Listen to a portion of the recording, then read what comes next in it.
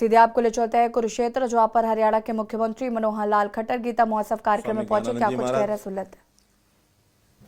हरियाणा के हमारे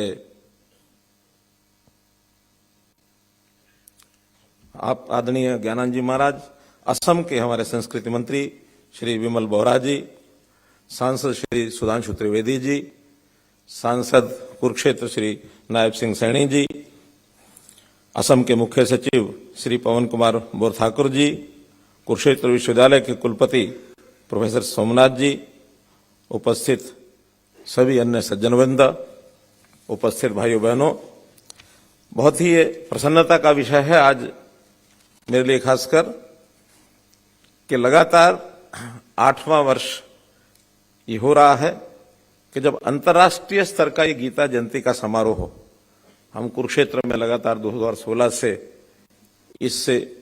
इसी स्वरूप में मनाते आ रहे हैं। और ये और अच्छा विषय है कि हम इस प्रकार की संगोष्ठियों के माध्यम से गीता का संदेश देश और दुनिया में कैसे जाए, गीता का महत्व ये दुनिया को हम कैसे बता सकें, इस प्रकार की संगोष्ठी के माध्यम से हम लोग लगातार करते हैं। भाइयों बहनों, गीता के बारे में बोलना वास्तव में सूर्य को रोशनी दिखाने जैसा मेरे जैसा व्यक्ति जरूर सोचता है, क्योंकि बहुत ही विद्वान लोग इसके ऊपर अपना व्याख्यान देते हैं। गीता कोई केवल एक पुस्तक या ग्रंथ मात्र नहीं है, ये एक जीवन का सार है। और मैं ये कहता हूं कि ये सार्वभौमिक है, सार्वकालिक है।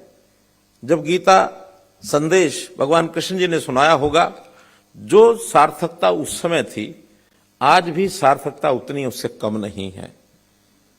चाहे ये व्यक्ति विशेष के लिए हो, चाहे परिवार के लिए हो, चाहे किसी जिला, प्रदेश और देश के लिए हो, अथवा दुनिया के लोगों के लिए हो, गीता का महत्व हर किसी के लिए उतना बराबर बना हुआ है।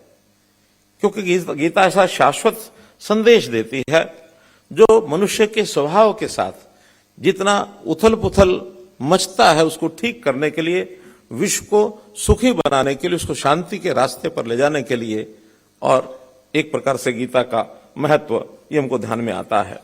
जब दो नागरिक आपस में विवाद कर बैठे, एक दूसरे से उलझते हैं, तो उनका फैसला तीसरा आदमी शायद करा लेता है। हमारी शासनिक प्रशासनिक व्यवस्थाएं भी ऐसी हैं।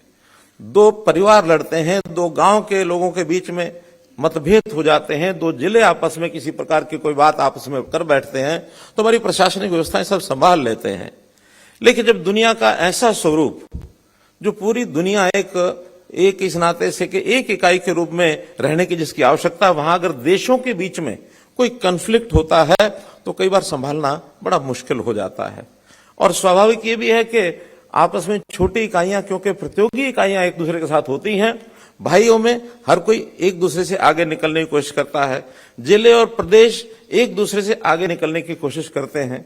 स्वस्थ प्रतियोगिता में कोई बात नहीं है, लेकिन जब संघर्ष हो जाए और उस संघर्ष में बड़ी इकाई सिर पर बैठी है तो शायद संभाल लेगी, लेकिन विश्व के अंदर संघर्ष हो जाए तो कोई ऐसी प्रशासनिक इकाई ऐसी नहीं है जो सबको बाध्य कर सके कि आपको इस दिशा में चलना, किसी को दंडित कर सके। वहां समझ बनानी पड़ती है एक दूसरे की। ये ठीक है, प्रशासनिक तौर पर भले ही यूएनओ एक इकाई है, लेकिन यूएनओ का कोई ऐसा वैधानिक देश के ऊपर बंधन नहीं है कि यूएनओ कोई आपको किसी देश को दंडित कर सके। आपसी समझ देशों में बनेगी तो विश्व एक इकाई के रूप में शांति की ओर आगे बढ़ेगा।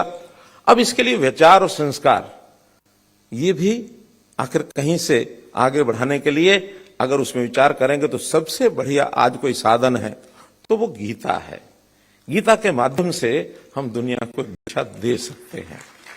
विश्व को एक करने के लिए, विश्व में एक दिशा और एक संदेश देने के लिए बहुत सी संस्थाएं ऐसी बनी हुई हैं। जैसा मैंने बताया, प्रशासनिक यूएनओ है। अगर हम ऊर्जा के क्षेत्र में बात करते हैं तो शायद इंटरनेशनल सोलर अलायंस एक इकाई बन गई है। अगर हम आर्थिक दृष्टि से बात करें तो वर्ल्ड बैंक अपने आप में एक संस्था है। स्वास्थ्य की दृष्टि से बात करें तो WHO ये बना हुआ है। और इसी प्रकार से अलग अलग संस्थाएं, ट्रेड के नाते से WTO ये संस्था एक आगे काम कर रही है।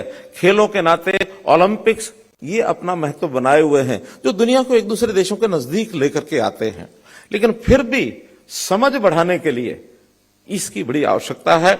आखिर तो संघर्ष, जैसे 2 युद्ध का जिक्र किया स्वामी ज्ञानानंद जी ने, इन युद्धों में यदि आगे कहीं बढ़ गए तो मानवता पर भी खतरा है। दुनिया की कुछ समस्याएं हैं, उन समस्याओं को मिलकर के हल करना होगा। गरीबी है, महामारी है। अब हम कोविड को ही देख लें कि कोविड जैसी समस्याएं, महामारी पूरे विश्व को और ऐसा कई बार सर्वनाश की तरफ आगे धकेलने के लिए निकल गई। अगर ये समझदारी न दिखाई होती तो शायद बहुत बड़ा संकट आ सकता था। मैं अपने देश के प्रधानमंत्री जी की सराहना इस मामले में करता हूं कि हर समय एक दृष्टिकोण सामने रखते हैं। जब रूस और यूक्रेन का युद्ध हुआ, उसमें रूस के राष्ट्रपति को उन्होंने एक ही बात कही कि समाधान इस प्रकार से लड़ाई लड़ने से नहीं निकलेगा। विवादों का समाधान आपसी बातचीत, परस्पर और संवाद करने से निकलेगा। और उस समय के बाद पुतिन जो राष्ट्रपति रूस के जो थे, उन्होंने उस पंक्ति को पकड़ के उस दिशा को आगे बढ़ाया। बहुत मामलों में चीजें हल होती हैं, समाधान होते हैं। तो इस प्रकार से श्री नरेंद्र मोदी जी के बारे में अगर मैं वास्तव में कहूं तो ये कह सकते हैं कि जैसे आचरण में भगवान राम का एक आचरण था।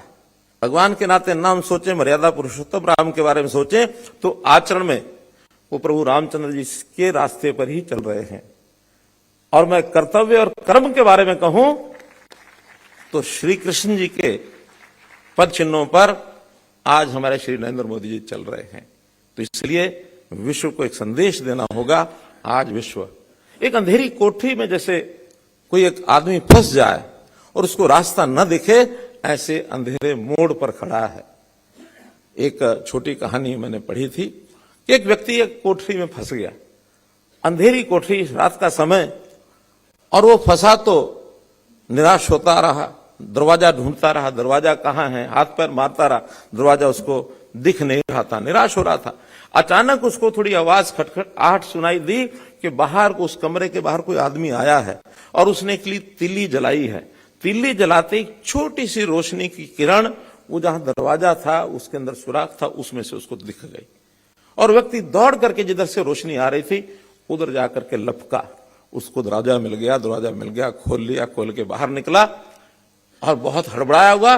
बाहर खड़े व्यक्ति ने पूछा, क्या बात है, क्यों इतने निराश हो, सांस चढ़े हुए हैं?